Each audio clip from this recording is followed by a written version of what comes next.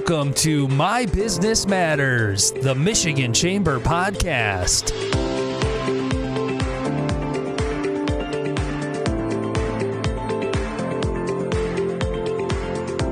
Hi, I'm Wendy Block, Senior Vice President of Business Advocacy for the Michigan Chamber and today's podcast host. Today, we're going to be taking a deep dive into the 2024 election landscape, top races, candidates, political landscape, and just all things politics, I guess. We're fortunate to have two key policy and political observers joining us today. Dave Eggert, the policy and politics reporter for our state's largest business publication, Crain's Detroit Business, and Jenell Leonard, owner of Marketing Resource Group and a full-service strategic communications firm. There is really no shortage of great information to talk about today, so let's go ahead and get started right away.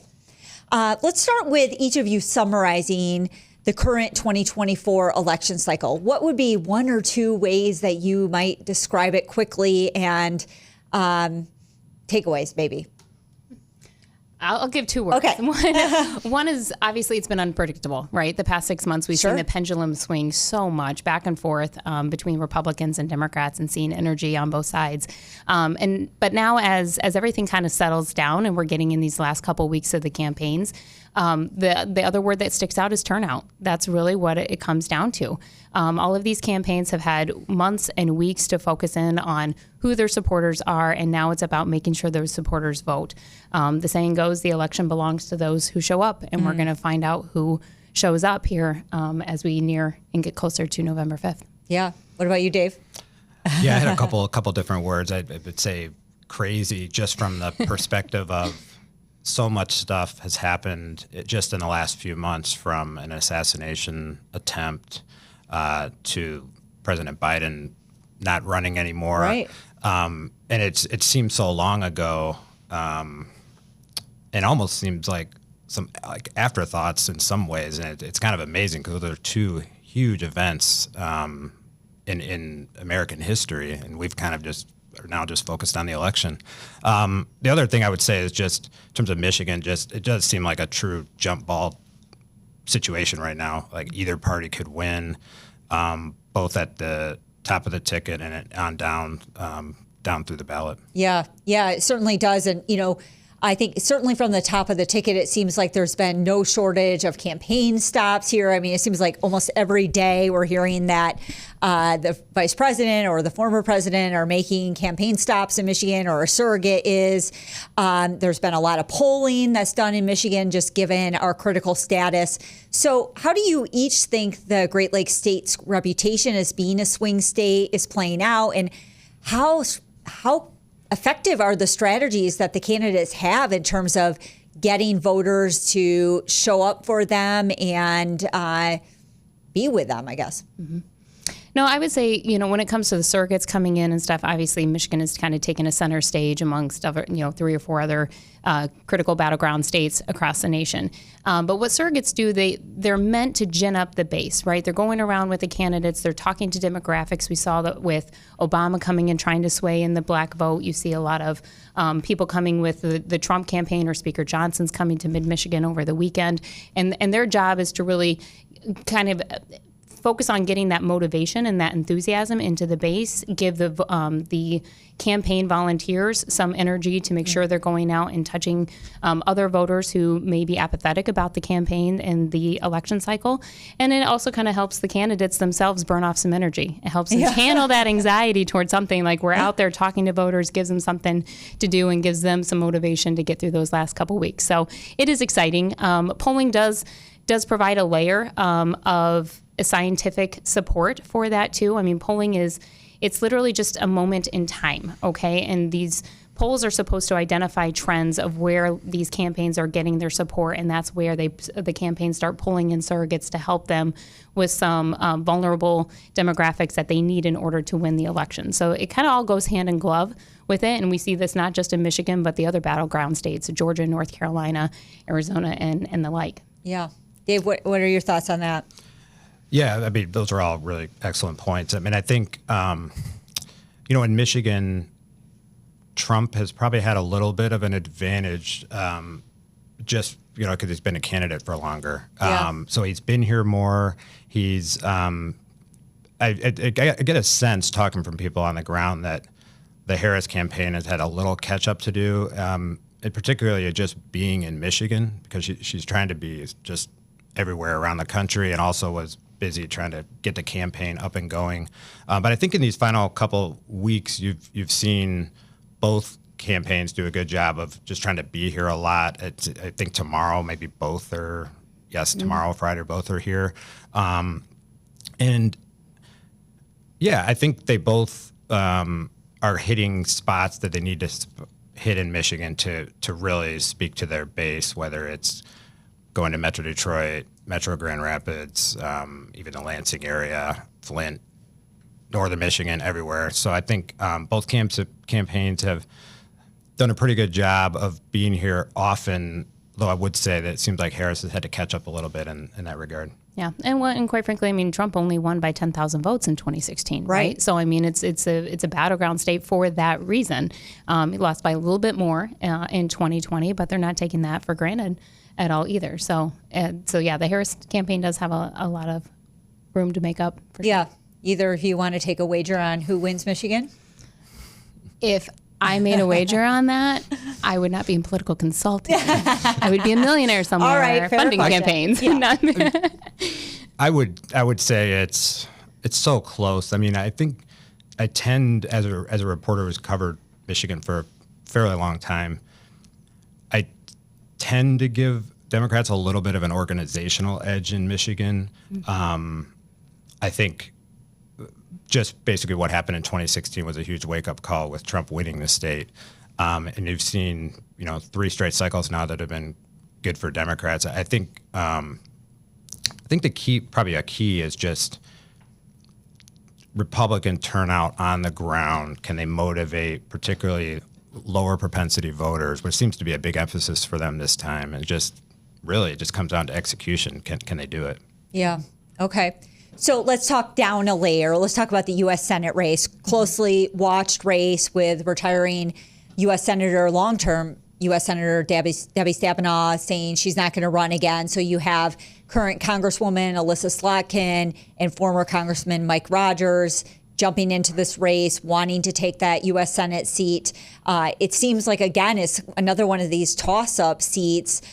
What's been kind of your observation about those races? Certainly Slotkin has the money advantage, and maybe that is your key observation, and money can win races. But curious on your thoughts on that race. Yeah, Dave, okay, go ahead. No, I would say 18 months ago, this race was seen as a foregone conclusion for Alyssa Slotkin. She didn't have any opposition. She was able to skate through a primary, really.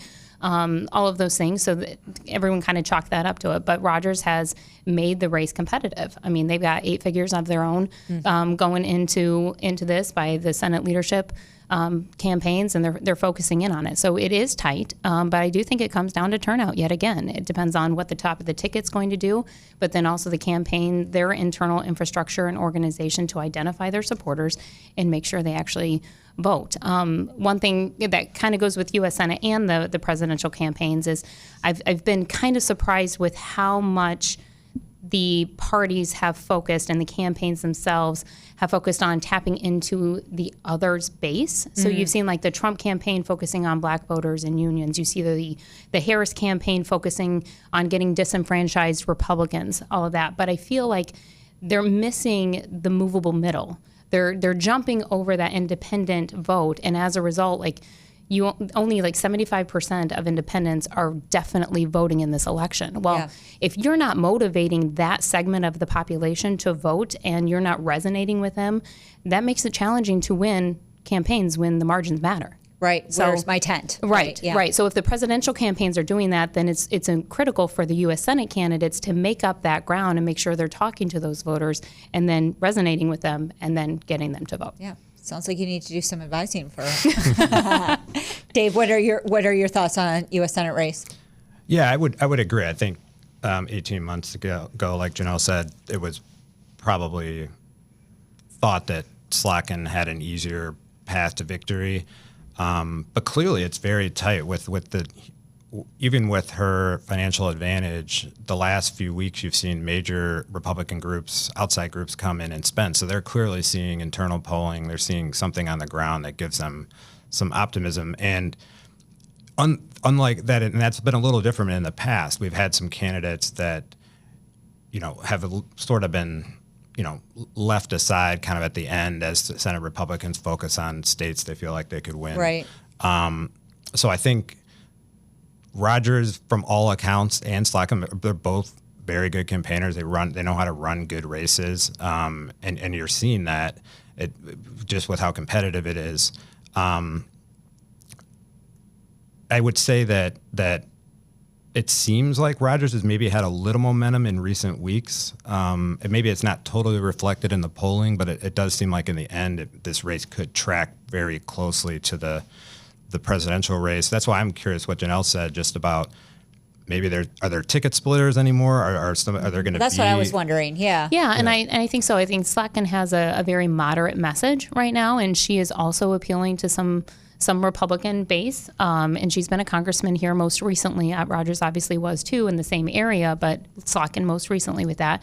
And then Rogers, he is appealing more to the independent voter. It's just, is it enough to overcome what Slotkin is taking from the Republican base, and are those independents actually motivated to vote? Yeah. So maybe going down yet another layer, let's talk about state legislative races. So for our listeners, the Michigan Senate is not up for re-election. All 38 members of the Michigan Senate will not be up for re-election again until 2026. So 2024 really is about who is going to control the gavel and have the majority in the state house. Again, I think it's kind of one of those that feels like it could go to the wire, that it's kind of a jump ball. Either way, probably neither majority, unless something crazy happens at the top of the ticket, neither party will walk away with a crazy sized majority. 56 is majority in the House. What do you think is the biggest factor in terms of whether Democrats will continue to control the Michigan House and therefore all levels of government after this election cycle?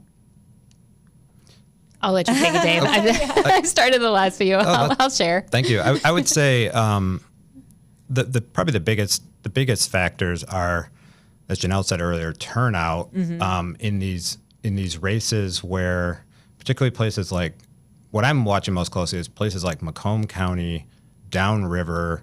These are areas that should be probably lean Trump, but you've got Democratic incumbents in the state house running. And that, to me, that's the key dynamic. Can incumbency overcome some maybe environmental advantages for Republicans? Yeah. There's at least, I want to say there's a handful of incumbents that are in districts like that. On both sides, right? I mean, you've got Republicans in areas that are trending for Harris and for Democrats, and then you've got Democrats in areas that are definitely Trump country, right? Yeah. Yeah, Oakland County, there's a couple seats like that, right, where it's the inverse. And then, some places like in northern Michigan that are like Traverse City area that are pretty interesting they may be trending Democratic over time, but you've got an Democratic incumbent up there who, is seen as vulnerable. I think, to me, that's the key dynamic, is just down ballot are people maybe willing to, maybe they're voting for Trump, but they like their local Democratic representative. Right. It's unclear. Yeah, and I'm curious too, just your take on quality of candidates. Like, when we start getting this far down in the ballot, I think everybody at this point knows who Trump is. Everybody knows who Harris is. Even the U.S. Senate campaigns have been able, if you watch any TV, right, able to carve out an identity for those candidates. But when you get down to your state house and legislative races, I think a lot of people are still even hard pressed to say who represents them in the state capitol. So how does that factor in too? I guess. But Jenell, go ahead and Yeah, jump in. no, it's one where, all politics is local, right? And you, having been married to an elected official, you earn your opponent in the off year. So a lot of these incumbents, those that did their due diligence during the off year to make sure they were connecting with their constituencies, explaining their votes, and earning that trust in the off year, usually translates into the election cycle as well. But to Dave's point, a lot of it's going to be the turnout here, and it's a struggle because you have so many more people that vote in a presidential election compared to a gubernatorial election, but you need to make sure those people fill out the ballot all the way down. So that's where you're trying to draw on that constituency base that you have. But like I said, all politics is local. And you have, even down in like the Reggie Miller seat where you have like the local control issue, that would be huge. Or if you get that up in the Saginaw Bay County, Genesee, the rural Genesee counties, that's huge. You have your paid sick leave, minimum wage stuff. And tourism with the tip credit. I mean, Michigan's a tourism destination, right? So do voters understand what has happened in Lansing, and does that change their vote when they go to the ballot box? Those should not be mutually exclusive at all. But a lot of that comes down to, are the parties communicating the specific votes that this specific legislator did or did not support them, and then translating that into support for their candidate in the election. Yeah. Like one issue that's gotten a lot of traction this year, and was a big surprise in Lansing, was a vote Democrats took to cut school safety and mental health funding. Largely, I mean, you just don't see necessarily those kind of votes in an election year. So I've been really curious to see, and I haven't had a chance to get out into the districts much, but just how relevant that is to voters as Republicans hit that as a pretty big talking point. And the challenge is cutting through the noise too, because there's so many different ads. I mean, I took my daughter to get a pedicure on Monday, and it was one I've never wanted to see a used car salesman commercial in my life. Like, it's just all political ads, right? But it is a challenge to cut through the noise and actually know what is true and what's right, what's not AI, and put out there. But it takes organization, infrastructure. Yeah. I think the truth element too, right? Like, you see all these campaign ads and you think, well, is there a kind of part B to the story, right? Like, what is the full facts, not just that little snippet that you're hearing on things, and people maybe have become more skeptical of those things. I don't know what the next stage on that is in terms of campaigns and helping people kind of decipher, right? And just this idea of like, what is the truth? What is the truth? What is the truth? But I think the other thing with these, with all the races too, is that this is the first time Michigan has had the full effect of what Prop 2 did with expanding the voter laws. And this is the first presidential election that we're experiencing all too. So we have early voting. We obviously have an aggressive absentee voting across the state right now. So a lot of that this is your first implementation. So it's kind of experimental. And the party that figures out how to leverage those laws to their advantage will usually win. Yeah, well, and the universe of voters is shrinking each day, right? So the ability to sway people your way is becoming narrower. And, I guess what my takeaway from that is just, I heard you talk about turnover so many times, kind of just in the short time we've been together.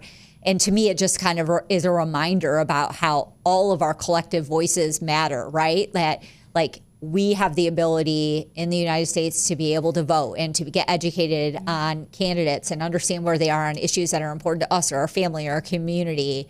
And it's really our responsibility to do that and to help decide the outcome of this election, no matter how you vote, right?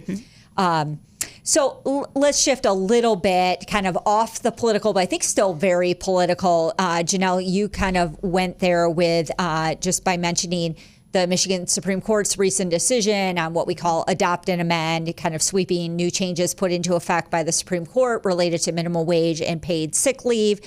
This obviously has created a lot of anxiety within the business community as it relates to this sweeping new mandate and how it will impact tip workers, et cetera. Do you see this at all being a factor in these legislative races or Supreme Court races for that matter? Because ultimately it's the justice's decision that kind of created, or not caused, I guess, but, triggered all of this. So, and then if whether it is or isn't part of the elections, as we come out of the elections, we're going into this harried season in Lansing that we call lame duck. And, what are your thoughts even on that, of terms of is there a will and a way, at least from your perspective, I would like to say yes, to address these changes? I mean, it should be a factor when it comes to the voters supporting a legislative candidate. It should absolutely be, because the policy is now within the hands of the legislature, and they can change it. They can modify it to be more business friendly, right? And it should be a priority because we have two seats that everyone has identified as being toss-ups, if you will, or at least competitive. That being the Traverse City seat and the Marquette seat. Those are tourism-driven seats, okay? And if the candidates are out there talking about the impact that this policy will have, especially the tip credit, will have on their district, I mean, that impacts people, that moves people. If you're going door to door, not just at homes, but now to businesses and talking to those employees, in a seat like that, where it's made up of a couple thousand votes at best, then you can definitely sway those seats. And that would then flip majority to Republicans. And even if the Republicans take control of the House, that gives you part of the stool, one leg to the stool, to make sure that you are influencing the policy that's being passed. So obviously, lame duck, you'd still have a Democrat-controlled House and Senate. With that, these policies go into effect early next year, though, so something would have to be done sooner rather than later. I would say it's a 50-50 shot on the tip credit, and probably less than that when it talks about changes to paid sick leave and minimum wage. But a lot of that, I think, will be determined on November 5th once we find out who actually has control of the chamber. Yeah, I want to get out into the districts more to see how candidates are running or not running on adopt and amend. I would say one complicating factor with that issue is it's very difficult as a reporter to even explain something like the tip credit, adopt and amend, what was done in a short conversation. Obviously it's a huge issue, particularly for the business community, but tourism and everything else. In terms of likelihood of something in that lame duck, I think there's I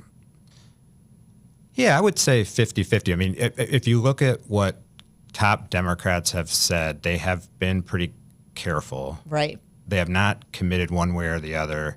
And I think some of that's because of the upcoming election. But to me, the fact that they're not ruling out anything is a sign that they may be open to it, especially on the tip credit. And I think there are some changes on the paid leave.